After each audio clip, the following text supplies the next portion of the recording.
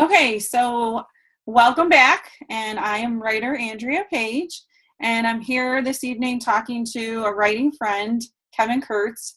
And as you know, I've been blogging my way towards my book launch, which I'm really excited about. It's in a couple weeks, although by the time the video comes out, it'll be a lot closer.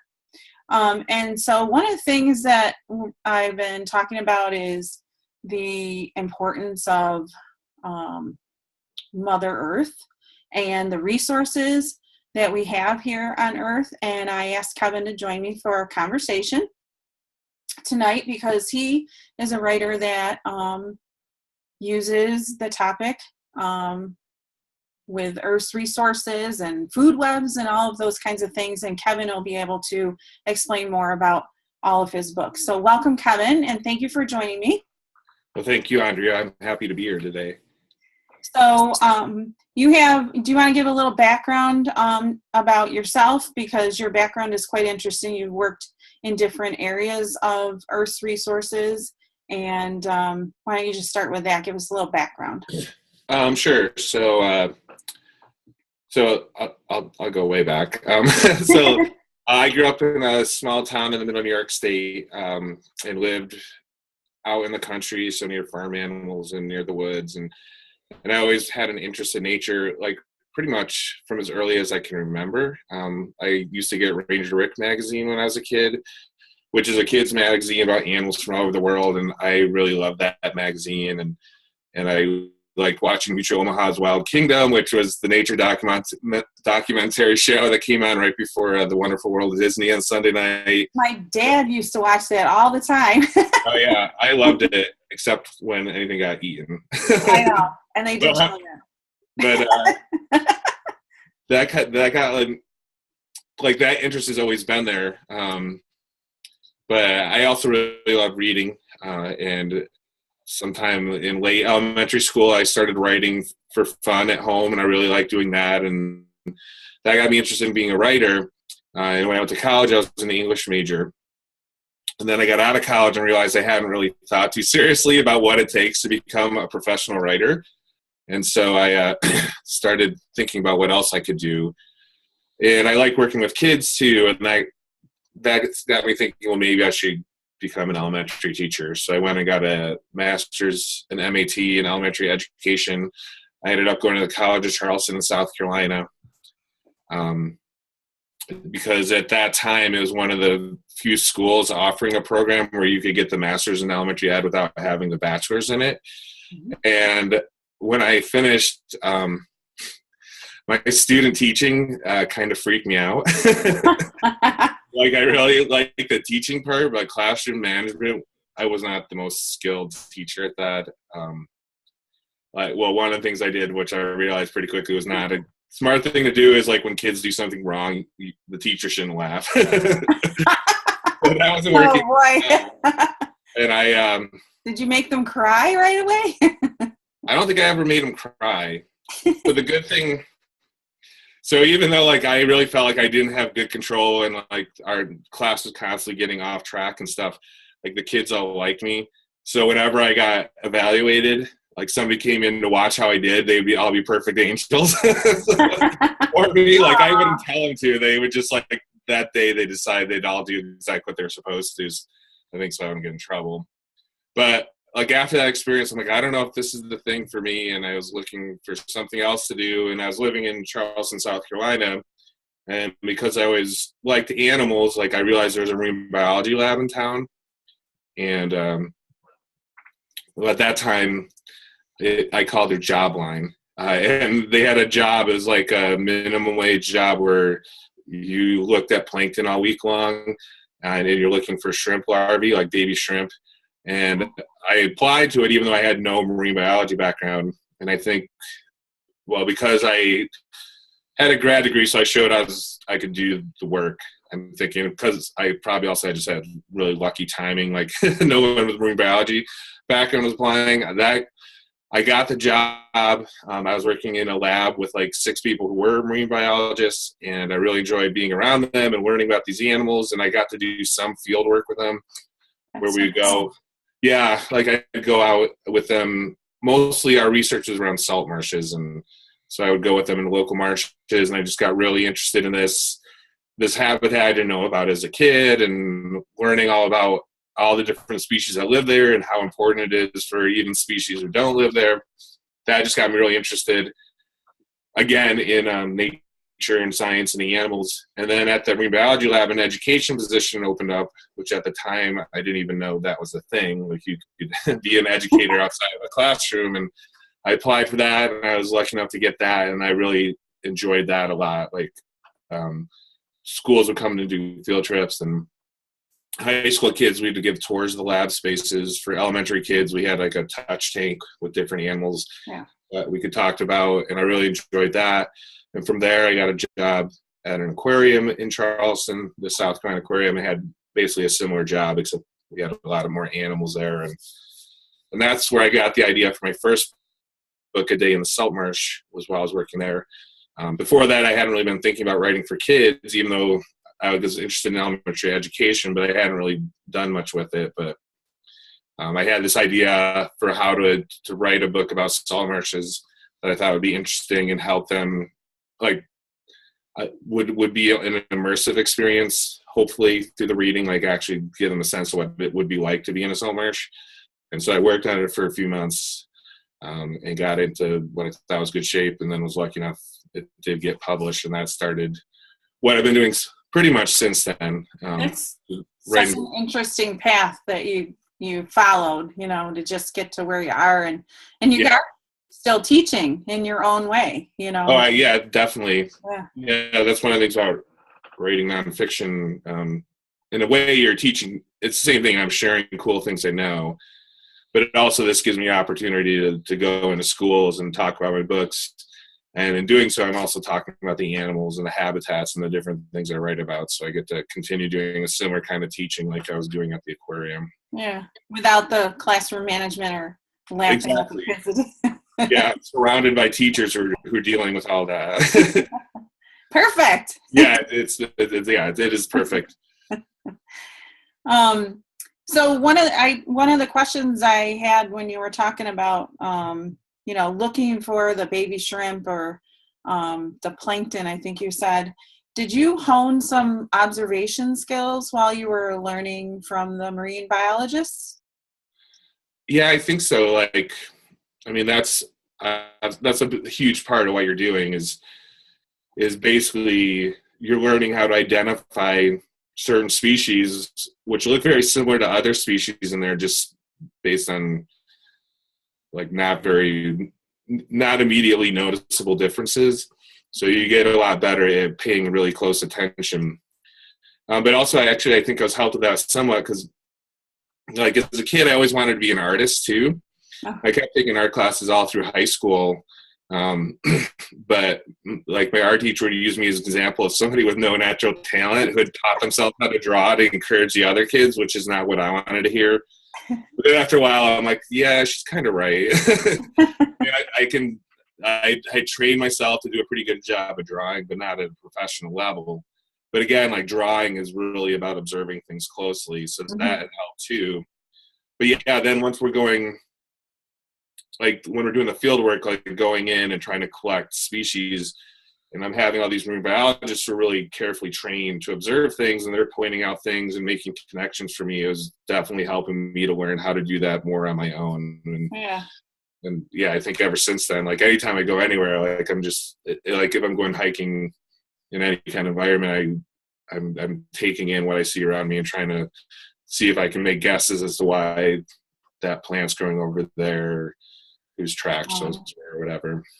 I mean, I think that's why you go out in nature. Like when we go to the mountains, we like hiking too, and there's just so many things to see, even though they're, it's a dirt path and trees, but you get up to the top and the view is beautiful, and you can, see everything. And I think there's so many different cool and unique things to see in nature. Yeah. So you talked about the salt marsh, and your book is about the salt marsh, A Day in the Salt Marsh. So what are some unique, original observations that maybe the kids that you've interacted with, what did they get excited about? With salt marshes? Sure.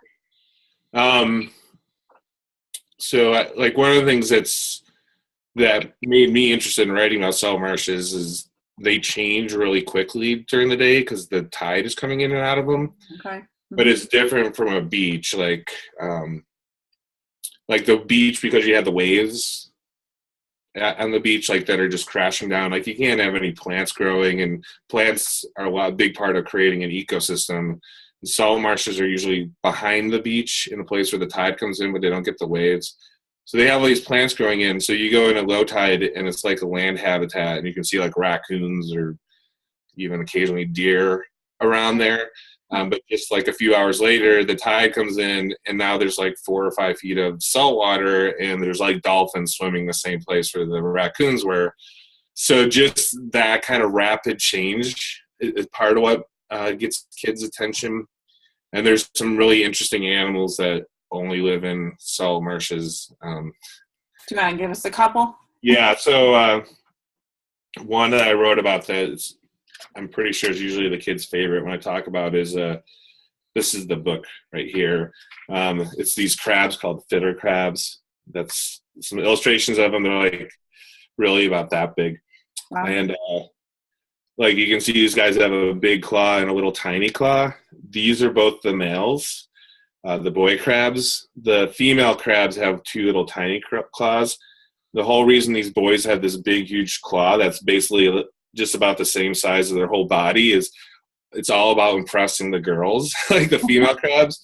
So when they're looking to attract a female, they will actually take these claws and wave them back and forth like they're dancing. And the girls check them out, and like whoever has the best moves, that's the one they like. And I'm actually not making that up. Oh my so God. like just that kind of story definitely gets their attention.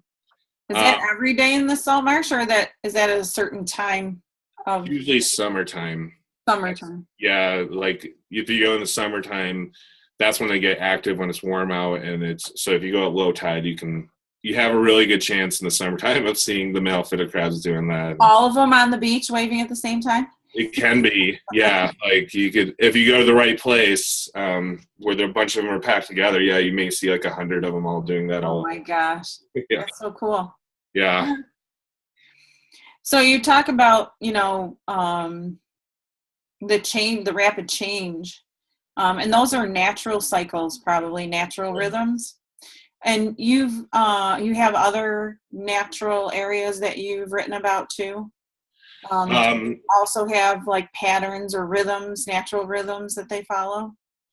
Yeah, I have two other books in the Day in a Habitat series. One's A Day in the Mountain, which is about the habitats on mountains in Western North America, and then another one's A Day in the Deep, about what lives deep in the sea.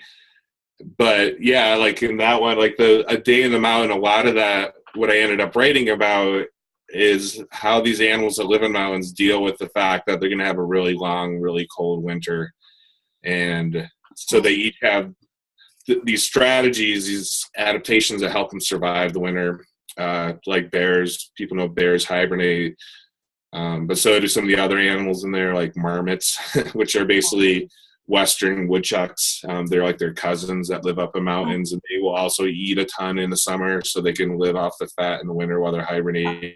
And then there's like another animal I wrote about is a type of bird called a Clark's nutcracker, which the way it gets through the winter is it goes to these pine trees that only grow in mountains and collects seeds from them, and then will carry the seeds all over the mountain and just bury them in different places.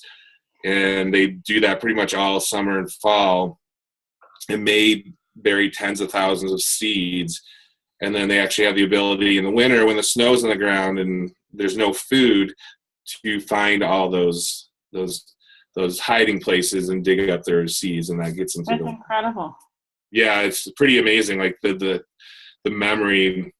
They think what they do is each place they go, they memorize like, well, that tree's over there and that rock's over there, and then something about their brain can picture that all in 3D, so they know exactly what distance they have to be from each of those objects, so they get to the right spot. That's incredible. Yeah. Yeah. That's definitely one of the things I like writing about animals is like when you learn about them and how they survive.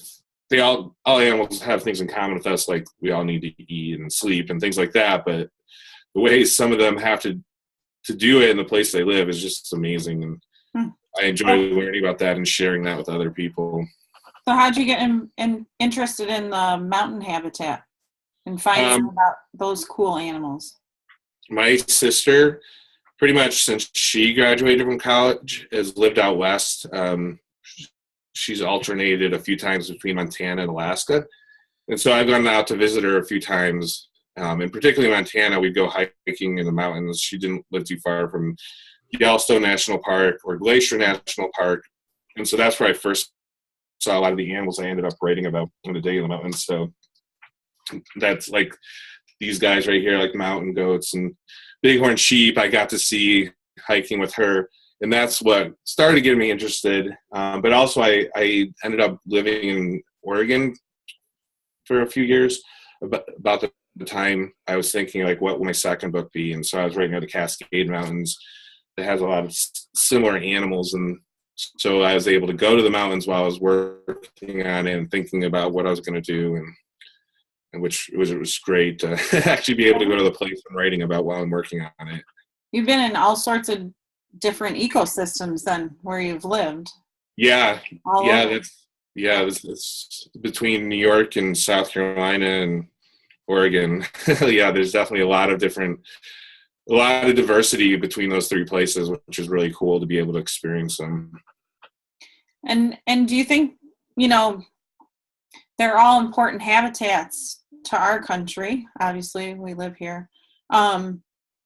Is there any connection between all of the places that you've been observing and writing about, or other than the unique animals that you find somehow? Yeah, that's a good question. Like all these, I don't know, one of the things as I keep learning about the animals, like first what just made me interested in them was just I liked them. Like they were just really cool, and I thought it was really cool learning about them. But the more I learn about them, particularly because I've been approaching them from a science education point of view, like the more I realize like that as scientists keep studying these animals, they're connected to each other and their ecosystem and to the plants and to even the other things we're not thinking about all the time, like that we don't even notice, like the fungus and the bacteria, like all these things are dependent on each other. And then when you start moving outwards, you realize like, well, this habitat is actually helping this place that's far away. And that in a sense, like everything on the earth is connected from a scientific standpoint. Like you could talk about it in different ways too, but like things that we are doing right now, like breathing oxygen, they estimate over 50% of the oxygen came from microscopic organisms in the ocean, like things like that we don't normally think about. And so, yeah. I used to teach that fact. Oh, yeah. As a former science teacher. Now I'm just teaching English, but I remember that one. Yeah. That was the plankton or something, right? Yeah. Phytoplankton. Yeah, phytoplankton. Yeah, who knew? Right. It comes from the oceans. Makes sense. And especially like salt marshes, which are like used to be from along the East Coast from Canada to Florida, but like as people started moving in, like and before anyone was really studying them, a lot of them got filled in. So there's a lot of gaps where there used to be them. But like the animals that live in the ocean, a lot of them, when they have their babies, which often are incredibly tiny, like the fish and shrimp and everything else that we might eat, have babies like this big that are very vulnerable to be eaten. They come out, they lay the eggs, which are basically just shot out in the water, like in places where the current's going to take them in the salt marsh, because the salt marsh has this grass growing in it, which makes it a better place for these tiny little guys to hide. Protected, yeah. Yeah, and so like without the salt marshes, like we wouldn't have.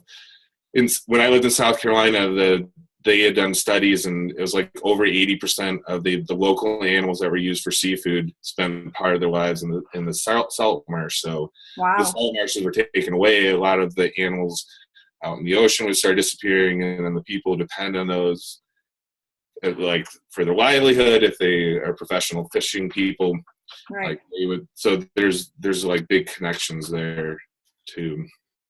Those are all great points too. And I think just listening to what you were saying too, you were talking about like the plant life and the certain types of water that's coming in. You have even in the salt marshes, it's a really cool natural environment, and just to hear what it's like, in the beginning versus, at night when the dolphins are coming in, that's got to be a different kind of water, right? That's coming and going. Yeah, like so. A lot of times, salt marshes are places where fresh water from inland is coming in, and then the whenever the tide comes in, it's bringing in salt water from the ocean. So yeah, during part of the day, it'll be more fresh. Then the tide comes in, and it gets very salty, like in the fresh and the salt water will mix.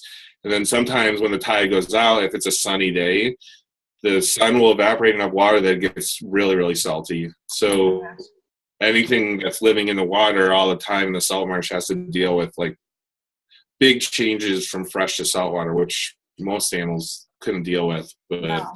it's So a that's lot got of to be an adaptation for those particular organisms in that area. So it is, yeah. So Yeah. and you've said that a couple times now too, that each animal, depending on where they live, whether it's, the birds that are, saving their seeds, or the bears, or now the animals in the salt marsh, they all have different adaptations to help them survive in that particular environment. Right. And they're all helping each other out. So everything on the earth is connected. And I think we have to remember that, because, as humans, we think we're the only ones here sometimes, I think, and there are a lot more things that we can do to help protect these sites. So Right. Yeah, and that's something like, I live in the suburbs, so I have trees in my yard, but when you live in the city or the suburbs, you're not really connected to nature. But even when you live there, like so much of the things happening around the world that are allowing you to have the life that you have are things that nature's doing for us, like pollinators, who are the plants that we eat, the crops we eat wouldn't be able to produce corn or tomatoes or anything like that if it wasn't for like bees coming in and pollinating those flowers. And that's is definitely, that's part of why I write the books. I'm writing them for, so far my books have been for younger elementary kids, so I'm not like trying to hammer over the head with a big conservation message. But at the same time, it's definitely part of why I write this book. Write the books is to get kids to learn about these animals, and hopefully to like feel connected to them, and to even like to love them, like to just get really interested in like learning about how other animals around the world live, and not just animals, but all sorts of living things. In hopes that as they get older, that'll stick with them, and then they'll pay attention to those kind of things, that like the things we do in our day-to-day life can impact these other living things that are sharing our planets in really bad ways and harmful ways. And so to be mindful of that as we make our decisions on a day-to-day basis. And your message comes across because you're passionate about what you're writing. You are investigating these unique areas and the animals, and it's because of your passion and observation and the nature areas that you're actually living in. You have moved all over the place. Your background and your experiences is coming through, and that's what the kids are going to grasp onto too. So that's pretty cool. Do you want to just share your books again, and you can hold sure. them all up? Yeah, so I have 3 books so far that are part of a series that goes along with my first book, A Day in the Salt Marsh. So it's A Day in the Salt Marsh, A Day in the Mountain, which we talked about, and then A Day in the Deep, which is about animals that live in the deep sea. that we're actually just now in the last few decades starting to discover, because we didn't have the technology to go down there before. So I had those 3 books. I have a book it's more like an early reader book that's about sharks and dolphins. And also, like, it's just, I knew most kids love sharks and dolphins. They do. But they have some, like, the way they think about them is like dolphins are going to rescue you anytime you're hurt in the ocean, while sharks are going to eat you the second you put your foot in. And neither of those are quite true. And actually, they're very much alike. They're both large predators who eat mainly fish. So that again has kind of like a hidden conservation message, is like, don't think of sharks as the bad guys. They're just like dolphins in a lot of ways, and they're actually important as predators, because if they weren't eating some of these animals, they could get so big in population that they can actually be destructive to the habitat they live in, and take away the food and the other things that the other living things need there, and then the whole ecosystem crashes. Those darn invasive species. Yeah. And then are you doing a book on pollinators next? Because it sounds like you might be. Oh, that's a good I haven't thought of one, but it's one of those things I've been thinking about more and more, because I mean, it's a big concern for a lot of people right now, is that the bee populations, particularly the ones that our crops are dependent on, have been crashing, and a lot of evidence points towards the pesticides that we've been using, and that's got me thinking more and more about this, and also just like again, part of just the science of this, that like what a flower is, it's basically like an advertisement to certain insects. Like, if you come over here, I'll give you free food, and then while you're here, I'm going to dump some pollen on your head. You just want to know it. I just think that's really interesting. So yeah, it's been something, this is not meant to be a pun, but that's been germinating for a while, so that might turn into something in the future, but I don't have any plans yet about that. Well, it sounds awesome, because you have a unique point of view that you take on this. You're observing something in a different way, and it makes it fun. Yeah, I mean, I even though like I take this very seriously, at the same time, like, I can't help but approach everything with a sense of humor. Yeah. So yeah. Well, thank you so much for talking about your 3 books. I was really interested in your 3 books.